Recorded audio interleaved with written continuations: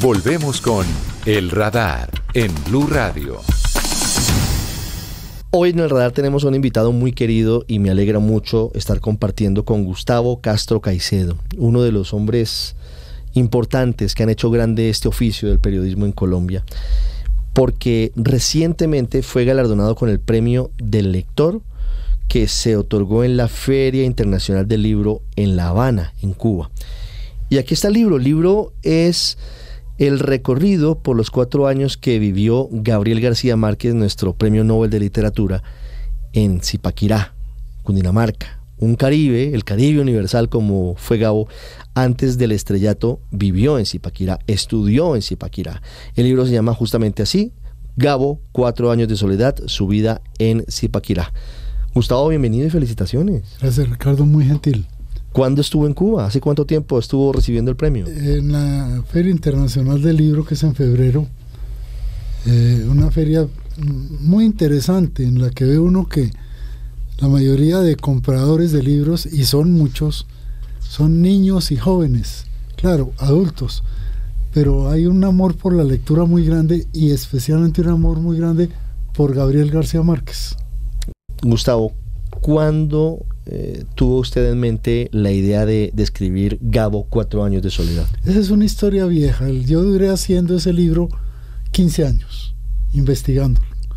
Conseguí 83 testigos de la vida de Gabo en Zipaquirá.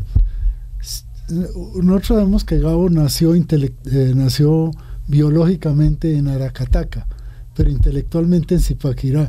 Inclusive hasta su tarjeta de identidad es zipaquireña. Él llegó por accidente a Zipaquirá. ¿A qué edad llegó Gabo a Zipaquirá? A los 14 años. A los 14. Él había estudiado primero y segundo bachillerato en el Colegio San José de Barranquilla. Se vino a Bogotá en una aventura, venía en un vapor, conoció a unos muchachos costeños, tenían un conjunto y venía cantando boleros. Al pasarse del vapor al tren que lo traía a Bogotá, un señor que venía en el vapor le dijo: oye, ¿por qué no me haces un favor? El bolero tal que cantaste es el apropiado para mi noviazgo.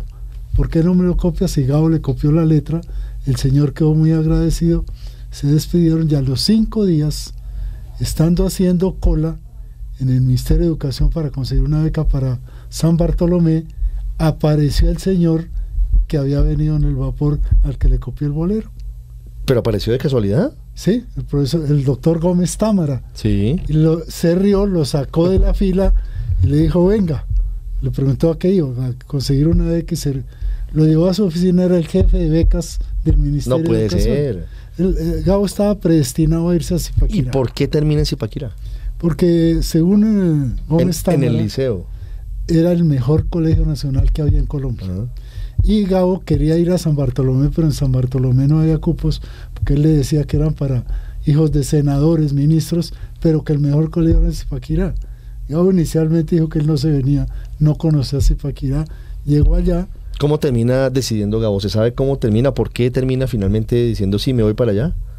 Porque seguramente le aconsejaron, sí, aproveche porque después no hay otra beca. ¿Y qué hace un Caribe como Gabo en Zipaquirá? ¿Cómo es la vida de Gabo en Zipaquirá? Por eso se llama 4 años de soledad. El golpe fue muy grande porque no tenía gente amiga, porque hacía mucho frío. Zipaquirá es más frío que Bogotá. Porque tenía muchas limitaciones económicas, no tenía con qué. Pero allí encontró a un profesor. Gabo llegó siendo dibujante y caricaturista, que es lo que él quería hacer. Allí encontró un profesor Opita que se llamaba Carlos Julio Calderón Hermida, quien vio que tenía madera y lo metió a la brava en la literatura, porque a Gabo le gustaba de pronto escribir poemas, lo metió en la literatura. Gabo dice en Vivir para contarla, al profesor Carlos Julio Calderón Hermida es al que se le ocurrió esa vaina de que yo escribiera. Y el resto, pues imagínese la gran historia que hay detrás. Gustavo, también Zipaquirá es clave para la formación ideológica de Gabo. Gabo lo conocemos todos, es evidente, fue un hombre de izquierda, fue un hombre... Claro. ¿Y Zipaquirá qué tuvo que ver con eso? Pues que todos los profesores del liceo eran comunistas, comunistas de esa época, En esa época los comunistas eran los grandes filósofos e intelectuales. Y llega a un colegio... Todavía no existían las guerrillas, digamos, no como las conocemos ahora. No, era otra cosa. Era otra cosa. Un concepto político. Estaba en boga la Segunda Guerra Mundial y tomaban partido por los aliados o por el eje, y en los aliados estaba Rusia, y en Rusia lógicamente estaba la revolución. Los profesores que tenía él, especialmente Manuel Cuello del Río, lo metieron en el comunismo.